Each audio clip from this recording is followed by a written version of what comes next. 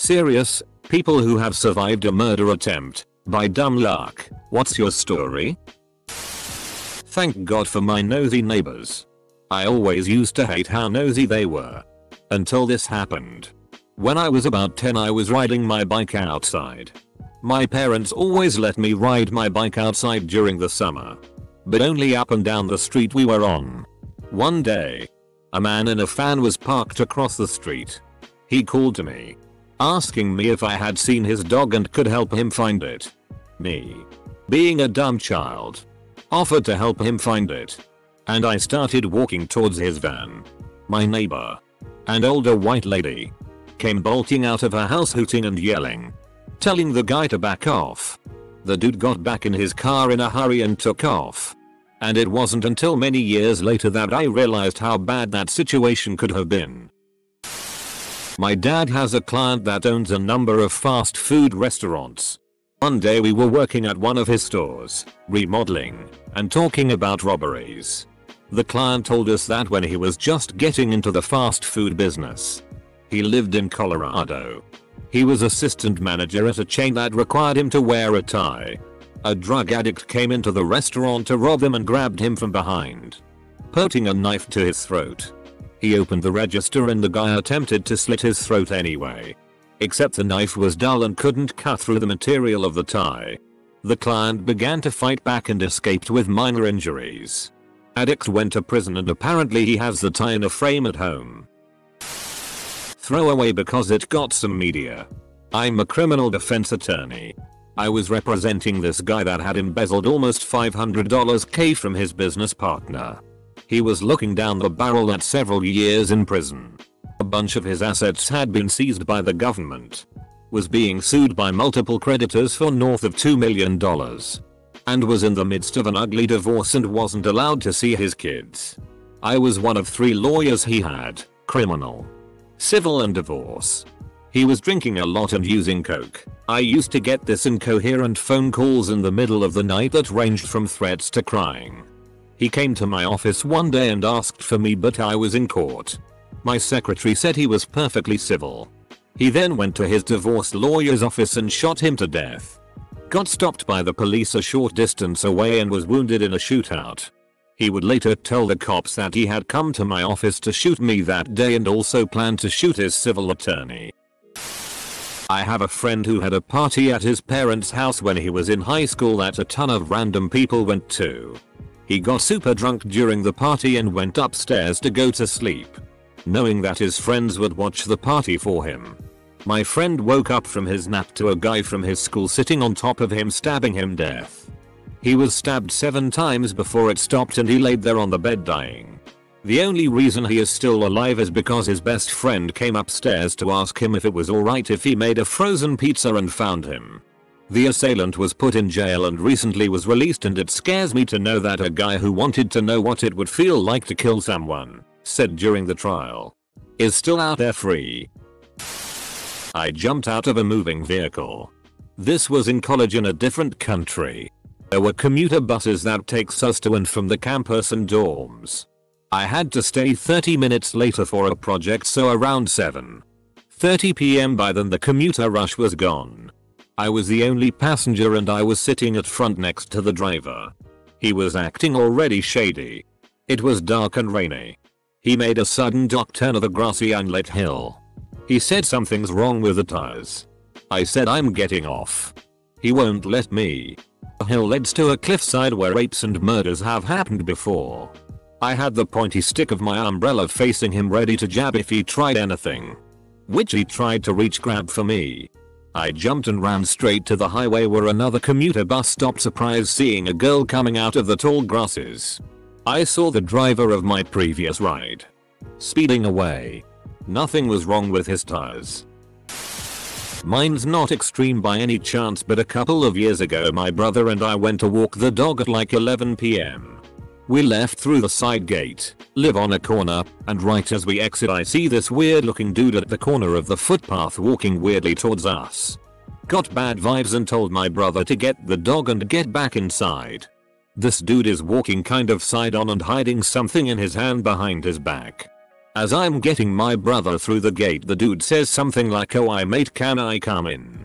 I need a blanket, I'm freezing." I just ignored him and went inside and locked the door.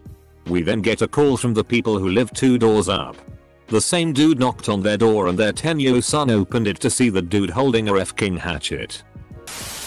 My supposed best friend decided that my wife and I were too perfect. Therefore it must all be an act, and I was obviously abusing her. He was at our house after I made an awesome dinner and we were having fun drinking and singing karaoke. I went to the kitchen to put some glasses away. Came back and leaned on the couch with him slightly behind me to the left of me. Then I heard a thunk and felt an amazing amount of pain on the top of my head. He had picked up the whiskey bottle on the table and smashed it into my skull. I was very confused as to WTF was happening. Then the blood started pouring. I didn't want to get blood everywhere, so I went to the kitchen. Dude is pacing back and forth saying weird shit. I thought about my gun, which was close by, but I wasn't thinking quite straight. He left. I had a huge concussion and still suffer side effects from it. My number 2 goal in life is to live longer than that a shat just so I can shit on his grave. Sophomore year of college, went with a friend to go hang out at his old college.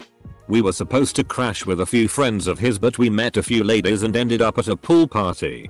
Next day went home and my friend started getting calls from one of his buddies' moms asking if he'd seen him. Turns out in the middle of the night a few guys broke into the house, kidnapped my friend's buddy and roommate. Took their car and drove them out to the middle of nowhere and executed them. I guess it was part of some gang initiation. I was supposed to sleep there with my friend. I still sometimes think about it and get the shivers. Edit. Spelling. This happened in 1999 in Steubenville, Ohio. Someone posted a link to the wiki page in the comments. Thank you to all the people who commented. I posted this before work and then my phone went crazy for the next few HRS. I can't help but imagine the sheer terror that these 2 friends went through at the end of their lives. Nobody deserves this. I was 14 and outside in my garage petting my cat. It was November, so it was already dark by 5 PM. Someone opened the door behind me without me hearing. Grabbed me by my ponytail and starting dragging me outside. They hit me on my head with a brick and knocked me out. Pulled me halfway around my house when, I'm guessing this is when, they stabbed me on the left side of my stomach. This must have brought me out of my daze. Because my mom said she heard me scream from inside where she and my brother and sister were in the kitchen. They came out the front door and saw me bleeding out on the sidewalk. Called 911. Had 12 stitches, double layer, a severe concussion, and whiplash. Didn't eat and hardly slept for a week. They never found them. Edit. Somehow believed for nearly 14 years I was 15 when this happened. Turns out I was 14. Edited to correct. Second edit. Thank you so much for my first gold. Well, my mom got mad at me when I was 20 and I didn't give her money for her birthday. Which I'm assuming was to pay off drug dealers of hers. So she stabbed me between the ribs. Ended up getting stuck in the bone and had to get it taken out in surgery. I don't know if this counts because I didn't find out until 10 years later. When I was 7-8 years old. When my parents broke up.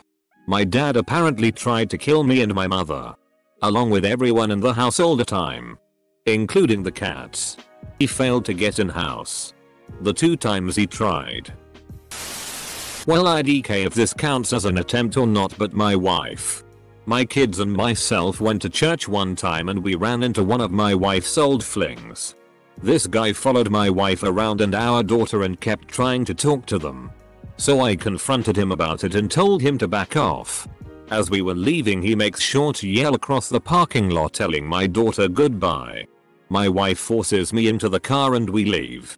So I message the guy on Facebook to ask him what his problem is and he tells me that my wife and daughter are his friends and I have no right to tell them who to be friends with. I told him again to back off or I would call the police. Fast forward a week. I worked every other Sunday. I get a call from the pastor saying that they had to call the police on the guy because he was causing drama looking for me. When they arrested him, he had a backpack with him that had a sawed-off shotgun, meth pipe and some meth in it. Chilling with the bros drinking at a park. As we drive off to leave, a car coming our way almost hits us. Driver obviously reacts like WTF, and I guess the other car noticed. They turned around and caught up to us at a stop sign. Other driver asked if we had a problem. We told them stop driving like assholes.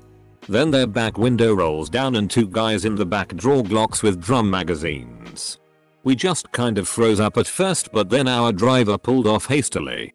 Later found out those guys got arrested for shooting someone else that same day.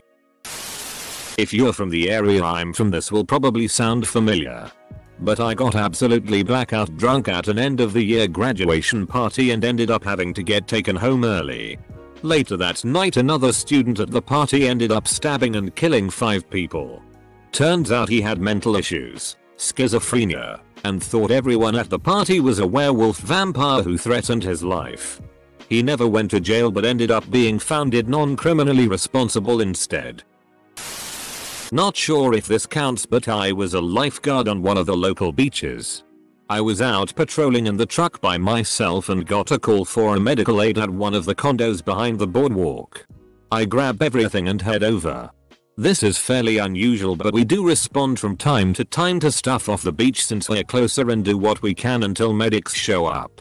Knock on the guy's door. Identify myself. And then enter residence. It's a younger guy. Clearly on drugs. Blood around the area of his wrists. And he's just looking at me dumbfounded. As I begin to ask him what the problem is, my supervisor walks in, grabs my shoulder, and basically pulls me out of the condo. Turns out this guy had called in about committing suicide and threatened to kill anyone that entered the residence. Obviously they shouldn't have sent me in there, and it ended up being a pretty big deal with people getting reprimanded for telling me to respond instead of waiting for police. I was around 20-21 years old and walking home at about 3 AM after a night out, and I was absolutely plastered from drinking so much. I was about 200 meters from my house when a hooded figure jumped out from behind a bush and immediately had a knife pushing into my stomach as he grabbed my neck and tried pulling me in. Fortunately I was stronger and pulled away. He went to lunge at me with the knife when suddenly he stopped. Stared for what felt like an eternity but was probably a second or two, and then said, "Holy shit, race your spoon for. I haven't seen you in so long. My bad mate," and then walked off like nothing had happened. I still don't know who he was to this day. Walking home from my pregnant GF's house at the time. Honestly, it wasn't a bad neighborhood. Well, I'm walking basically just minding my own business. Past these guys, maybe 3 or 4 of them. They were heading the other direction on the other side of the street. Something told me to look back, and right as I did that, one of them had a gun pointed to the back of my head. I turned around fully and was just like, yo. They were like, "Give us your money etc." I had a wad of dollars and not sure if it was quick thinking, but I stuck my thumb in between the cash, pulled it out and threw it on the road, and it scattered. As they went to pick it up I bolted. These assholes chased me. I just run to some dude's house who, luckily for me, he was cool, let me in, closed the door and called the cops. A few weeks later those same dudes were arrested for robbery and killing the person they robbed. These guys were from a neighboring neighborhood. So yeah. I posted this before. I still harbor a sickening fear when I am over my head in water. I'm now 77Y. Oh. Repost. Attempted drowning in Lake Michigan by a mental patient on leave with family. I was 8. He lured me into deep water by throwing my sand shovel. He pushed me under. I passed out. He was noticed and seized. They did artificial respiration on me. Men on the beach. Many were medics. This close to end of WW2. Still very frightened of getting in over my head. I'm 75. That shit doesn't go away. I was pushed off a cliff by a former friend at his own birthday party. He was 14 and I was like 12. We were on a hike, just the 2 of us, and he took a detour and we reached a steep cliff and he just up and pushed me off. I caught onto a tree root that was jutting out. There was a big tree growing right where I fell. The root grew in a way that part of it was exposed and made a surprisingly good handle. He didn't catch on and simply left me there. I was there for about an hour if I had to guess, until someone else was alerted to my presence and managed to get me back up. I still have nightmares about it. I don't know why he did it. But he had been an insane arsehole to me for a long time in retrospect. Edit. Nobody believed me when I told this to them. So he got off scot-free. I haven't seen him since. But I'm pretty sure he's still alive. A customer pushed me onto a roller coaster track in the station. I work in a theme park. Luckily rides are covered in sensors. And I tripped one, which stopped the ride. Edit. I was not pushed in front of a train. Nor was the intention to push me onto the track. I didn't press charges. There was no intention to actually have me dead. We took legal action through the business. Edit 2. This was over a height restriction. The dude's kid was too small to ride. Serious. The 18th of May. 2018. School shooting at Santa Fe High School. I was a sophomore at the time. Don't really want to dive into the details, but I remember running through the grass thinking that they were shooting into the crowd of kids running. Scariest moment of my life. But at least I'm here for the 1-year anniversary of it all. My brother has BPD and is totally incapable of controlling his emotions. He saw red and came at me with a steak knife and stabbed me several times in the neck. I guess I was lucky in that most of the stabs glanced off me as I was protecting myself with my arms. He didn't really strike any clean shots where it could have caused me to bleed seriously, but he wasn't really aiming. Few inches to the left and he could have hit a major vein. I was a child and in school. I wasn't feeling well and had to go to the nurse. As I was going there, an older student pulled me into an alleyway. He arped me and started choking me. Everything went black after a bit. Then I woke up him running off. I think someone had started to come nearby and scared him. I blamed myself. Still have issues with guilt. And it gave me a laundry list of psychological disorders. Not sure if this counts. But here goes. My ex so shot a loaded .38 special twice at my face. 3 times at the back of my best friend's head and at least 2 times at my friend so. The gun never fired. Prior to this nightmare episode, my ex had left the gun in a tire in the back of our car and it rusted when a water jug leaked. So had taken the gun to get reblued. But for some reason the barrel of the revolver didn't set right anymore. The pin hit every bullet at least once and hit a few others a second time. All the bullets had pin marks that were centered right on shell and inner bullet area. So tried to run over my friends, so then drove off and got arrested later. XO ended up committing suicide in jail right before sentencing for 3 attempted murder convictions. Thank you, leaky water jug in the back of my car. When I was about 10, I was hanging out at my older cousin's best friend's house. Her best friend had an older sister who had just broken up with a guy. He started with harassing phone calls to her that day and said he was going to come over even though she had told him not to. She got scared and called the police. So me and my cousin and her friend for some reason did not leave the house to go back home and decided to stay. A few minutes later there's a knock at the door and I decided to open it. As soon as I open it there's 3 guns pointed at me. Unbeknownst to me, the older sister had told the police her ex might have a gun. So I stood there in shock, not knowing if the guns pointed at me were cops or not, and it turns out they were. The cops searched the area and found the ex on the roof of her apartment with a gun. He apparently was not all there in the head and was planning on murdering the older sister that day.